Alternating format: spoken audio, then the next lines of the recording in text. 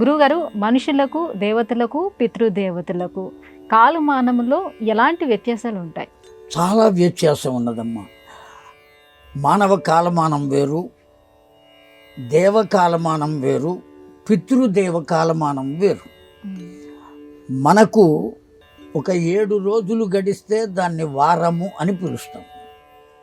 15 రోజులు గడిస్తే ఒక పక్షము అని చెబుతాం.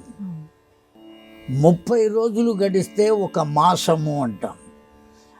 6 మాసములు గడిస్తే ఒక అయనము అని పిలుస్తాం. 12 మాసములు గడిస్తే ఒక వత్సరము అని చెబుతాం, ఒక సంవత్సరం.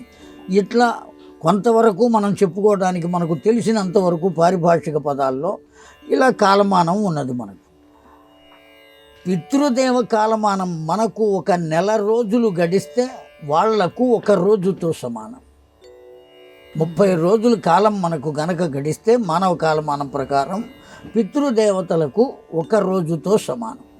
అందుకనే పితృతిథులు పెట్టడానికి కానీ, పితృదేవతలను ఆరాధించడానికి కానీ ప్రతి అమావాస్య నాడు ఆరాధించే సంప్రదాయం ఉన్నది పితృదేవతలను. అంతేకాదు ఆ నెలలో ఆ పితృదేవులైనటువంటి వాళ్ళు ఇంట్లో ఉన్నటువంటి తల్లి కానీ, తండ్రి కానీ, పెద్దలు ఎవరైనా గతిస్తే వాళ్ళు ఏ తిథి నాడు గతించారో ఆ తిథి నాడు ఆ పితృదేవతలకు తర్పణలు ఇవన్నీ ఇచ్చేటువంటి సంప్రదాయం.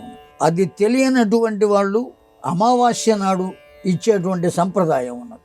ఎందుకట్లా ఇస్తున్నారు అంటే, నెలకొక్కసారి కనుక మనం ఇచ్చినట్లయితే వాళ్లకు ఎట్లా భోజనం పెట్టిన వాళ్ళం అవుతాం? మనం ప్రతిరోజు భోజనం పెట్టిన వాళ్ళం అవుతాం. మనకు నెల రోజులు గడిస్తే వాళ్ళకు ఒక్క రోజు కదా. నెలకొకసారి మనం ఎప్పుడైతే వాళ్లకు పితృతర్పణాలు లేదా తిథులు కనుక ఏర్పాటు చేసి పెట్టుకున్నాం అన్నట్టే వాళ్ళకి ప్రతిరోజు మనం ఆరాధన చేసిన వాళ్ళం అవుతాం పితృదేవతలు. అదే దేవకాలమానం దగ్గరికి వచ్చేటప్పటికి మనకు సంవత్సర కాలం గడిస్తే దేవతలకు ఒక రోజుతో సమానం. మరల బ్రహ్మకాలమానం వేరు, విష్ణుమూర్తి కాలమానం వేరు, పరమేశ్వరుని కాలమానం వేరు, దేవతల కాలమానం వేరు. దేవతల కాలమానం వచ్చేటప్పటికి మనకు సంవత్సర కాలం గడిస్తే వాళ్లకు ఒక రోజు. కనుక ఒక సంవత్సరంలో ఒకసారి ఉత్సవం చేస్తాం వాళ్ళకి. వినాయక చవితి చేసినా, ఇంకోటి చేసినా సంవత్సర కాలంలో ఒక్కసారి కదా మనం చేసేది. కనుక ప్రతి సంవత్సరం మనం ఈ ఉత్సవం చేస్తే వాళ్లకు ఎప్పుడు చేసినట్లు అవుతుంది? ప్రతిరోజు చేసినట్టు అవుతుంది. మనకు ఉన్నటువంటి ఉత్తరాయణం మొత్తం దేవతలకు పగటి కాలముతో సమానం. మనకు ఉన్నటువంటి దక్షిణాయనం మొత్తం దేవతలకు రాత్రి సమయంతో.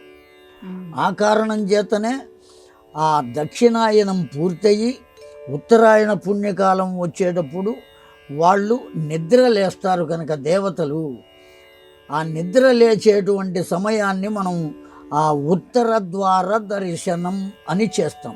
ఆ ఉత్తరాయణం వచ్చినప్పుడు ముక్కోటి ఏకాదశి అంటామే, దాన్ని ఉత్థాన ఏకాదశి అని పేరు. ఉత్థాన ఏకాదశి అని ఎందుకంటున్నామంటే ఆ దేవతలు నిద్ర లేస్తారు కనుక ఉత్థాన ఏకాదశి. అట్లాగే దక్షిణాయనం వచ్చినప్పుడు ఏకాదశిని శయన ఏకాదశి అంటాం, వాళ్ళు పడుకుంటారు కనుక మనకు సంవత్సర కాలం గడిస్తే దేవతలకు ఒక రోజు. మనం ప్రతి సంవత్సరం చేసే ఉత్సవాలు, దేవతల గురించి చేసే ఉత్సవాలు కానీ, యజ్ఞ యాగాది క్రతువులు కానీ ఇవన్నీ చేస్తూ ఉంటే వాళ్లకు ఎప్పుడు మనం సమర్పించినట్లు అవుతుంది అంటే నిత్యము సమర్పించిన వాళ్ళం అవుతాం. వాళ్లకు సంవత్సరానికి ఒకసారి మనం చేస్తే వాళ్లకు నిత్యము చేసినట్టే. నెలకొక్కసారి మనం చేస్తే పితృదేవతలకు నిత్యము చేసినట్లే. కనుక ఆ విధంగా వాళ్లకు మనకు కాలమానంలో పితృదేవతలకు ఒక మాసం తేడా, దేవతలకు సంవత్సర కాలం తేడా ఉన్నది.